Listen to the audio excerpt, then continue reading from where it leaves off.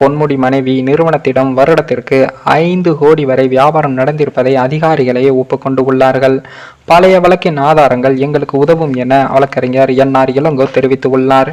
இது குறித்து செய்தியாளர்களை சந்தித்த என்.ஆர். இளங்கோ அவர்கள், அதிமுக ஆட்சி காலத்தில் பொன்முடி மீது பழிவாங்கும் எண்ணத்தோடு சொத்து குவிப்பு வழக்கு தொடரப்பட்டது என்றும், இந்த வழக்கின் கீழமை நீதிமன்றத்தில் பொன்முடி வருமானத்துக்கு அதிகமான சொத்துக்கள் எதுவும் சேர்க்கவில்லை என்று நிரூபித்து அவருக்கு விடுதலை தரப்பட்டது. இந்த விடுதலையை எதிர்த்து அப்போதைய அதிமுக அரசு மேல்முறையீடும் செய்தது. இந்த வழக்கில் நீதிபதி ஜெயச்சந்திரன் கீழமை நீதிமன்றத்தின் விடுதலை உத்தரவை ரத்து செய்தார். பொன்முடியை அவரது மனைவியும் நீதிமன்றத்தில் ஆஜராக சொல்லியிருந்தார். அதன்படியும் ஆஜரானார்கள். பழைய வழக்கு என்பதாலும் 2011 இருந்து இதுவரை இந்த வழக்கு நிலுவையில் இருந்ததாலும் அவருடைய வயதை கருத்தில் கொண்டு கீழமை நீதிமன்றம் விடுதலை செய்து அதை உயர்நீதிமன்றத்திற்கு மாற்றி எழுதியிருக்கிறது. இந்த காரணங்களால் 3 வருட சாதாரண சிறை தண்டனையும் 50 லட்சம் ரூபாயும் அபராதம் விதித்தது. அதே போல சிறை தண்டனை 1 மாதத்துக்கு நிறுத்தி வைக்கப்பட்டுள்ளது என்றும், நாங்கள் உச்சநீதிமன்றத்தில் மேல்முறையீடு செய்வோம் என்றும், இந்த மேல்முறையீட்டில் வழக்கில் பொன்முடி நிச்சயம் விடுதலை செய்யப்படுவார் என்று நம்புகிறோம். ஏனென்றால் பொன்முடியை பொறுத்தவரை இந்த வழக்கு தொடுத்த போது வெறும் 4.80 லட்சம் ரூபாய் தான் கணக்கில் வராத பணமாக காட்டப்பட்டது. பொன்முடியின் மனைவி விசாலாட்சி விஷால் ஆட்டோ மற்றும் பல நிறுவனங்களை வெற்றிகரமாக நடத்தி வருகிறார்.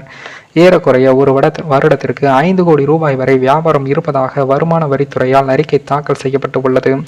வங்கி கணக்குகளும் தாக்கல் செய்யப்பட்டு இருக்கிறது. இந்த வழக்கில் நீதிமன்றம் இவர்களின் விடுதலையை ரத்து செய்து குற்றவாளி என அறிவித்ததற்கு காரணம் பொன்முடியின் மனைவி ஒழுங்காக வருமான வரி ரிட்டர்ன்ஸ் கட்டவில்லை என்ற சந்தேகத்தின் அடிப்படையில் தான். அதே போல பொன்முடி மீது 2006 முதல் 2011 தாக்கல் செய்யப்பட்ட வழக்கு இது.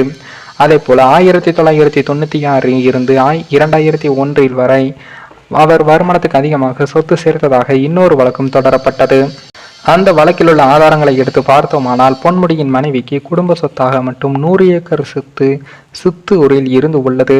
இந்த நிறுவனங்களில் முதலீடு செய்வதற்கு அவரது சகோதரர்கள் அதிக அளவில் பணம் கொடுத்ததும் அதிகாரப்பூர்வமாக நிரூபிக்கப்பட்டு உள்ளது.